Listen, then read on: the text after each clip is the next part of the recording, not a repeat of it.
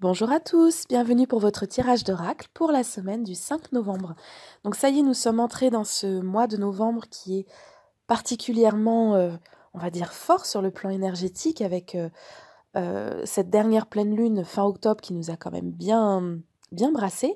Et puis ce mois à énergie 11 sur une année 11 avec plein de dates dedans un peu spéciales comme le premier justement ou le 11 novembre. Enfin voilà, on est dans les énergies du chiffre 11 qui nous a accompagnés toute l'année.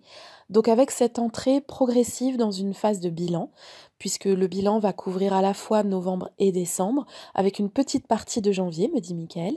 Donc un moment en fait de c'est presque un moment où beaucoup d'entre nous allons souffler un peu et d'ailleurs les anges vont beaucoup le demander, de profiter de la fin d'année pour lever un peu le pied sur la pression que l'on peut se mettre. Pas forcément sur les événements puisque, on a tous beaucoup de choses à faire, mais au moins la pression que l'on se met intérieurement et de profiter de cette fin d'année, de l'accueillir parce que c'est véritablement la fin d'un cycle. C'est véritablement la fin de plusieurs années de travail extrêmement, difficile et acharné sur nous-mêmes et sur nos vies.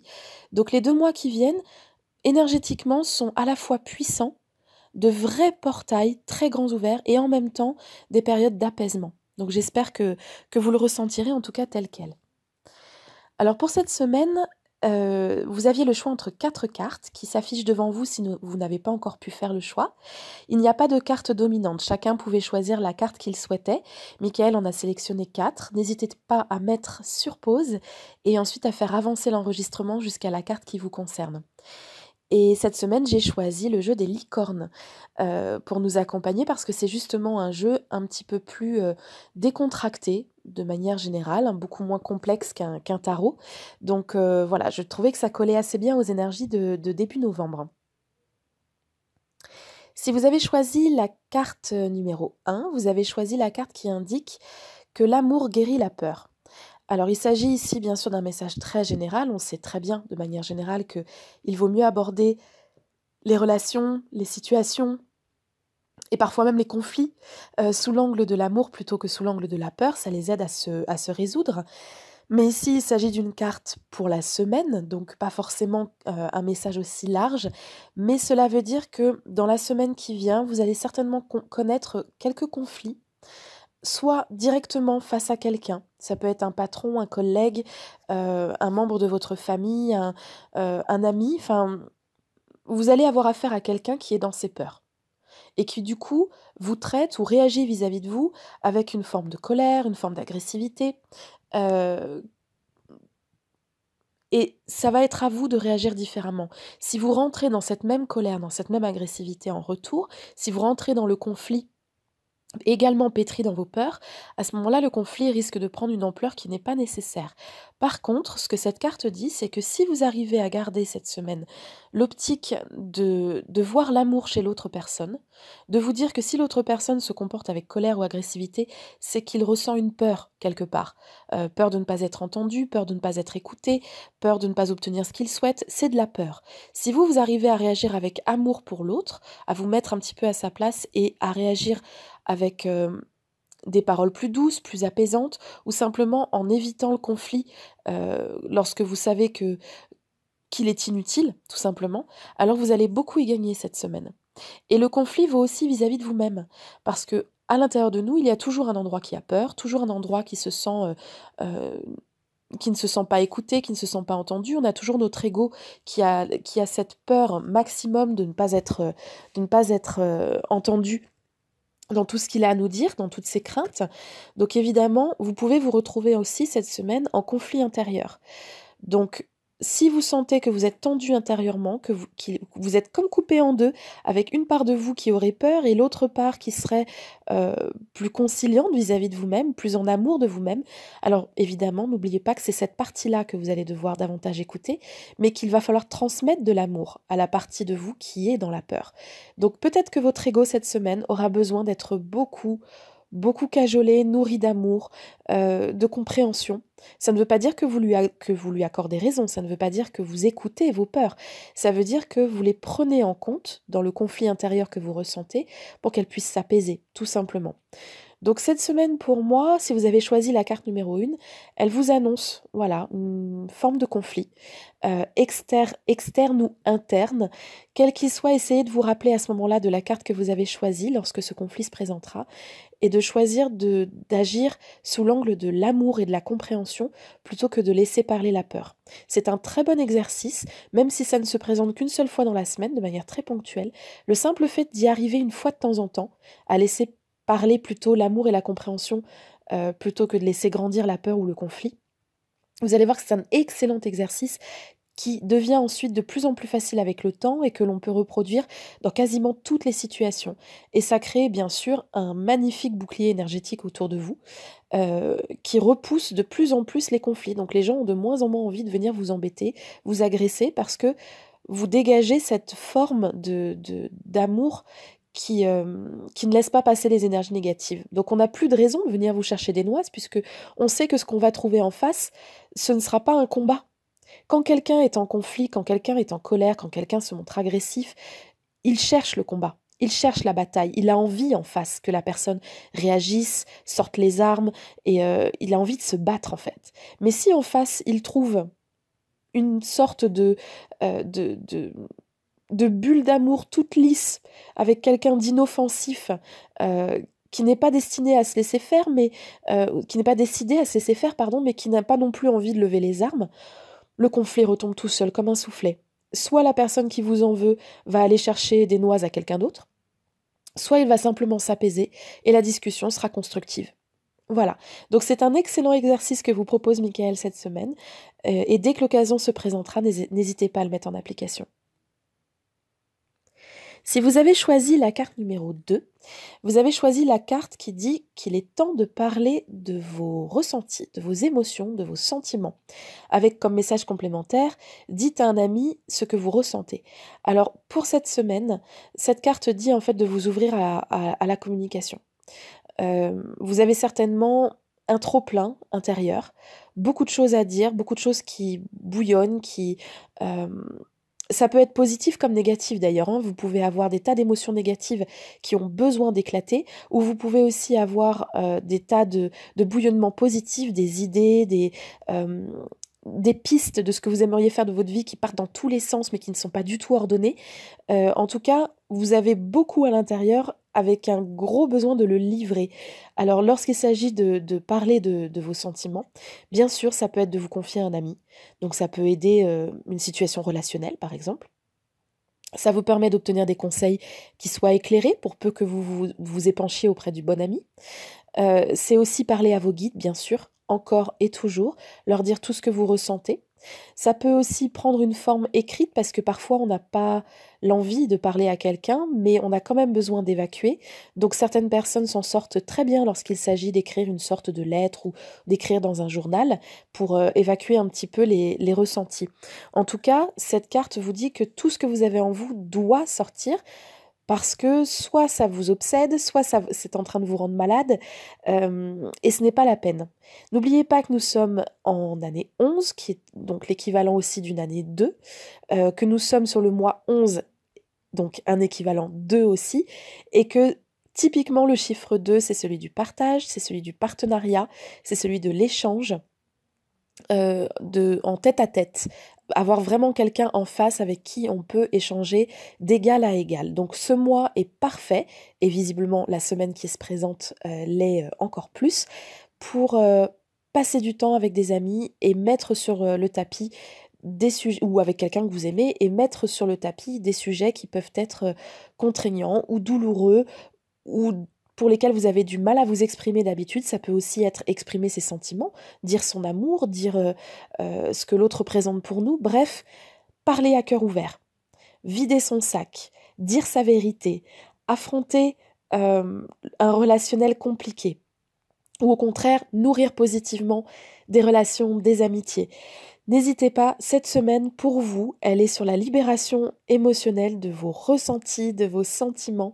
Donc faites en sorte que effectivement ce soit un moment de partage vis-à-vis de vous-même, de vos guides ou des gens qui vous entourent. Si vous avez choisi la carte numéro 3, vous avez choisi la carte qui dit, en gros qui vous dit bonjour et au revoir. Donc c'est la carte des fins et des commencements, du début d'un cycle et de la fin d'un autre. Êtes-vous vraiment surpris de trouver cette carte? Je ne pense pas, parce que je crois que ça fait maintenant des semaines et des semaines que, quel que soit le jeu que je sélectionne, quel que soit le nombre de cartes que je sélectionne, il y a toujours une carte qui annonce très clairement début et fin, commencement et fin, nouveauté, dire adieu à l'ancien, dire bonjour au nouveau, etc. C'est systématique. Donc si vous les avez déjà choisis dans les semaines d'avant, c'est que vous êtes tellement concerné par cette période de transition que vous ne pouvez pas échapper à cette carte.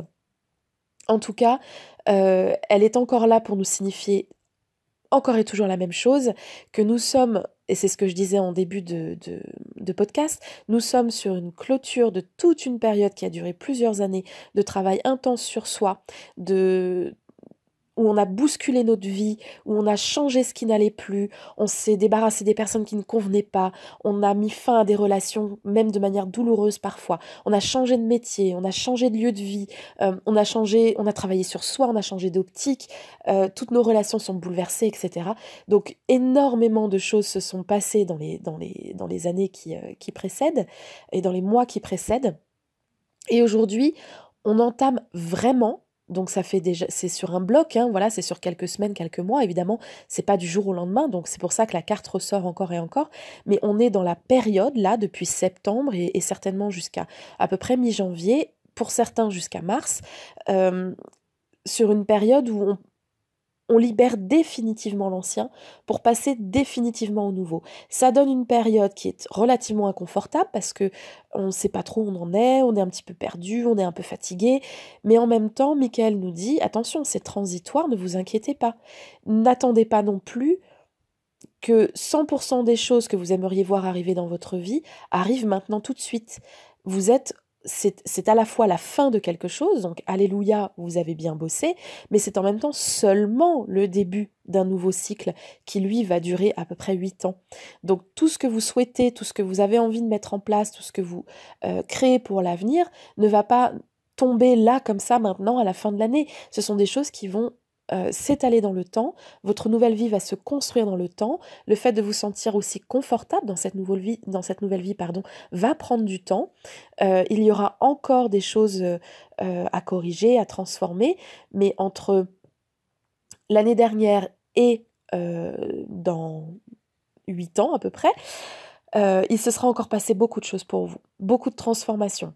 Les plus dures, les plus lourdes, les plus, on va dire, riches de conséquences ont déjà eu lieu, mais le reste, ce n'est qu'un début. Donc ça veut dire soyez patient.